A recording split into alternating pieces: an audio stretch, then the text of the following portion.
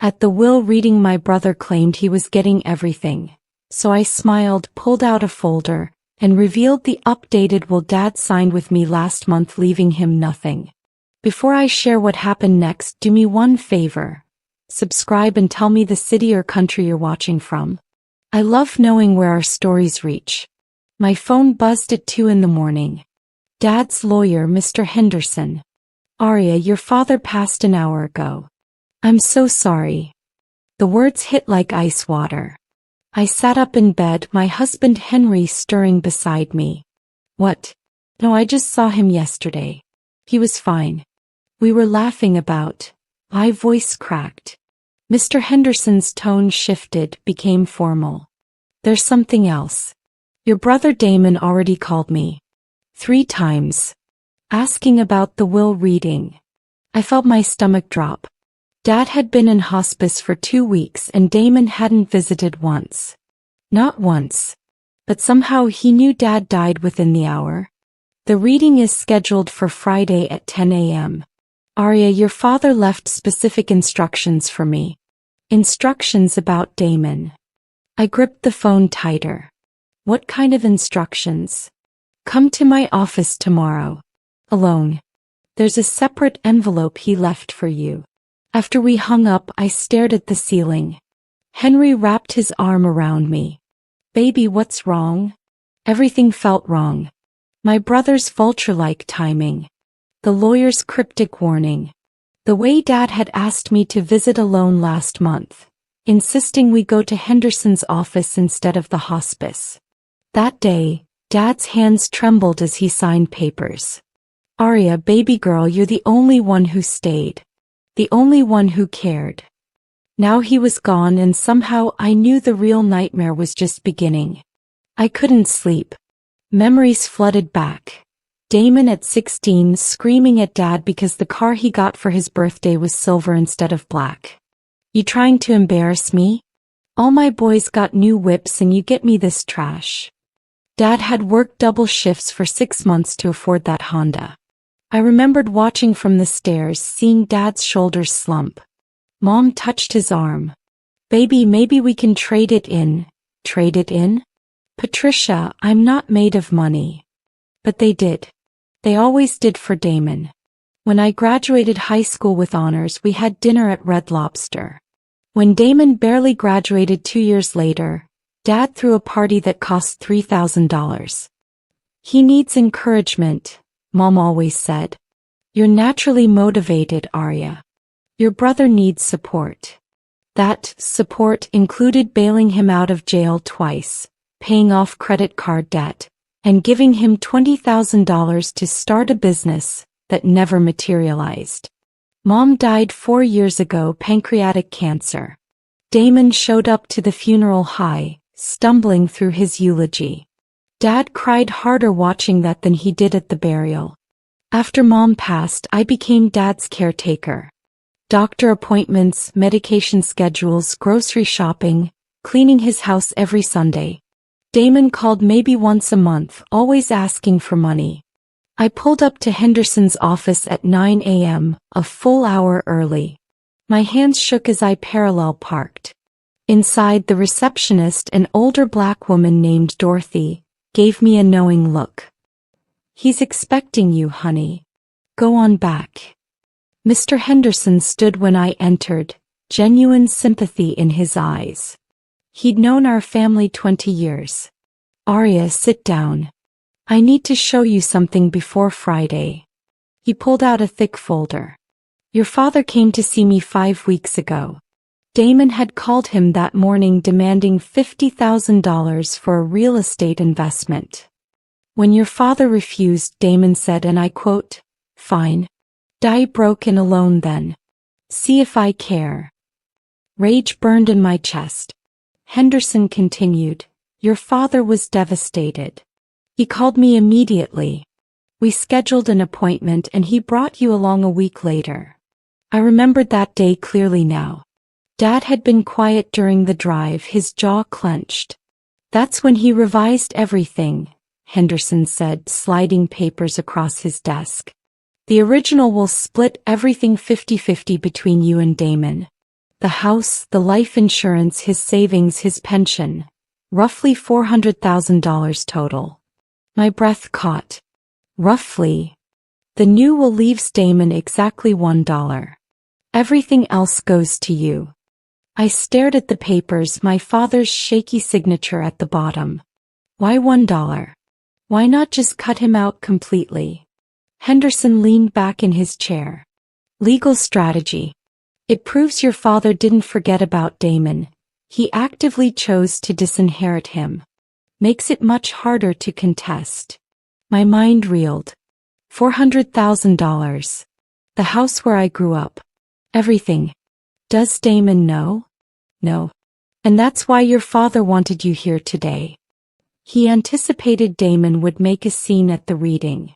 Probably claim you manipulated him, forced him to change the will, maybe even suggest elder abuse.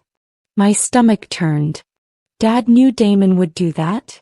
Arya, your father loved Damon. But he wasn't blind. He recorded a video for the reading. Said he wanted everyone to hear the truth from his own mouth. Henderson pulled out a USB drive. He also documented everything. Every loan to Damon, every broken promise, every cruel word. He started keeping records after your mother died. Tears burned my eyes. Can I watch the video? Not yet. He wanted it played at the reading with everyone present, including your Aunt Gloria and Damon's kids. I hadn't even thought about Damon's children. My niece Tiana, 16, and nephew Malik, 14. Sweet kids stuck with a terrible father. The funeral was Wednesday. I arranged everything. The service, the flowers, the repast at Dad's favorite restaurant, Mercy's Soul Food. The bill came to $4,000, which I paid from my savings. Damon showed up in a designer tracksuit, smelling like expensive cologne and weed. He hugged me loosely. What's up, sis? This is tough, right? Tough? I'd spent the last 2 weeks sleeping in a hospice chair, holding Dad's hand through the night terrors, changing his bedsheets when he was too weak to move. Where were you? I wanted to scream. Instead I said, yeah. It's tough.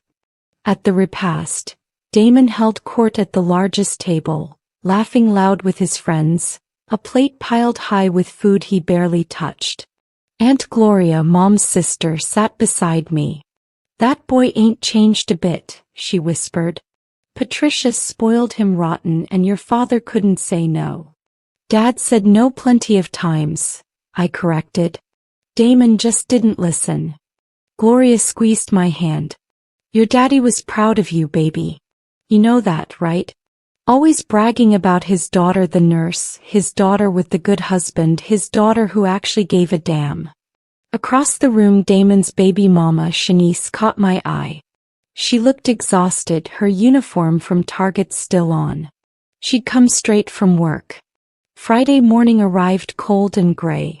I wore my mother's pearls and a black dress she'd bought me for my college graduation. Henry offered to come, but I refused. I need to do this alone. The conference room at Henderson's office felt too small. Damon arrived 20 minutes late with Shanice and their kids. Aunt Gloria sat beside me, her church hat perfectly positioned. Damon sprawled in his chair, legs wide, confidence radiating off him like heat. Let's get this over with. I got moves to make. Henderson's expression remained neutral. Thank you all for coming. Before we begin the formal reading, James left a video message he wanted everyone to see. He dimmed the lights and pressed play. Dad's face filled the screen, thinner than I remembered, but his eyes were clear and sharp. If you're watching this, I'm gone. And I got some things to say. Damon shifted in his seat, his smile fading slightly. Dad continued, I tried my best with both my children. Arya, baby girl, you made it easy. You were kind, responsible, and you loved me without condition. Damon. Dad's voice cracked. Then I failed you. I gave you everything you wanted and nothing you needed. I enabled your selfishness, your cruelty, your entitlement. Dad's voice grew stronger on the recording. I kept receipts. Every loan. Every bail payment. Every time you promised to pay me back and didn't. $73,000 over 12 years, Damon. Not counting the car, the lawyer fees when you got that DUI, or the rent I paid when you got evicted. On screen, Dad held up a thick binder. It's all here. Documented. Time-stamped. Witnessed. I ain't losing my mind, and nobody forced me to do nothing. Damon's face had gone ashen. Tiana and Malik stared at their father with wide eyes. The worst part, Dad continued, wasn't the money. Money I can forgive. It was how you treated your sister. The jealousy. The snide comments. The way you told people she was stuck up because she went to college. The way you tried to turn me against her. My throat tightened. I'd never told Dad about most of Damon's comments. Somehow he'd known anyway. When Patricia died, Aria stepped up. She became my daughter and my caretaker. She took me to chemo appointments. He held me when I cried. She reorganized her whole life around my sickness. Dad paused, wiping his eyes. You showed up high to your mama's funeral, Damon. You couldn't even pretend to be sober for one day. For her. The room was silent except for Dad's voice. Last month you called me. You needed $50,000. I said no, son. I told you I didn't have it, which was true. My medical bills are drowning me. You know what you said. Dad's face hardened with pain. Fine. Die broke and alone then. See if I care. Those were your exact words. To your dying father. Shanice gasped. Tiana started crying quietly. Malik's hands were clenched into fists on the table. That's when I knew, Dad continued. I knew I had to protect Aria from you. Because when I'm gone, you'll try to take everything she's earned. You'll claim it's your birthright. You'll manipulate those babies of yours, turn them against their aunt. So I'm stopping it now. The screen went black. Henderson turned the lights back on. Damon exploded. This is bullshit. He was sick, confused. She got in his head, probably drugged him. Sit down, Henderson commanded, his voice sharp. I have 3 witnesses who can testify to your father's mental competency, including 2 doctors and a psychiatrist who evaluated him specifically for this purpose. If you contest this will, you will lose and you'll look like a fool doing it. Damon turned to me, his face twisted with rage. You snake, Damon hissed at me. You turned him against me. Playing nurse, acting all devoted, just so you could steal my inheritance. I met his eyes, calm settling over me like armor. Your inheritance? The money Dad earned while you were getting high? The house he maintained while you were in jail? That inheritance. I'm his son. His only son. You really think you deserve more than me? I think, I said quietly, I deserve what I earned. I was there, Damon. Every single day. Where were you? He slammed his hand on the table. I had things going on. I got responsibilities. You have children, I interrupted, gesturing to Tiana and Malik. When's the last time you took them to the doctor? Help with homework. Showed up to a parent-teacher conference. Shanice spoke up, her voice shaking. He doesn't. I do everything. He just, shut up, Shanice, Damon snapped. Nobody asked you. Don't talk to her like that, Aunt Gloria said sharply. Boy, you better remember where you are and who you're speaking to. Henderson cleared his throat. Mr. Patterson, let me make this crystal clear. Your father's will is airtight. You're getting $1. The house, the life insurance policy, the savings accounts, the pension, it all goes to Aria. There's nothing you can do. Damon's eyes were wild now. You all are in on this. The lawyer probably paid off. That video probably edited. This whole thing is a setup. I'd had enough. I reached into my bag and pulled out the folder Dad had given me that day at Henderson's office. You want proof? Here. I spread the contents across the table. Bank statements showing withdrawals labeled loan to Damon. Text message screenshots of him asking for money, promising to pay it back, then asking for more. Police reports from his arrests. Photos of Dad at my house for Christmas while Damon was too busy to show up. Dad gave me copies of everything, I said. He knew you'd try this. I pulled out one more document, a handwritten letter dated 3 days before Dad died. This is from Dad. Written in his own hand. Do you want me to read it out loud? Damon's face crumbled. For a moment I saw fear flicker across his features. Mr. Henderson, I continued, please read the terms of the will. Henderson adjusted his glasses. James Patterson leaves to his son Damon Xavier Patterson the sum of $1, to be paid within 30 days. To his daughter Aria Marie Patterson Williams, he leaves his house at 1247 Oakwood Drive, his 2019 Toyota Camry, all savings and checking accounts, his life insurance policy valued at $200,000 and his pension. Damon stood abruptly, his chair scraping loud against the floor. This ain't over. I'll fight this. I'll take you to court. With what money? I asked. You're broke, Damon. You've always been broke because you spend everything on looking rich instead of being stable. I got people. I got lawyers. You got nobody, Aunt Gloria said flatly. Everybody in this family is tired of your mess. You think people don't talk? We all know about the drugs, the gambling, the way you treat Shanice and these babies. Tiana suddenly spoke, her voice thick with tears. Dad, is it true? Everything Grandpa said.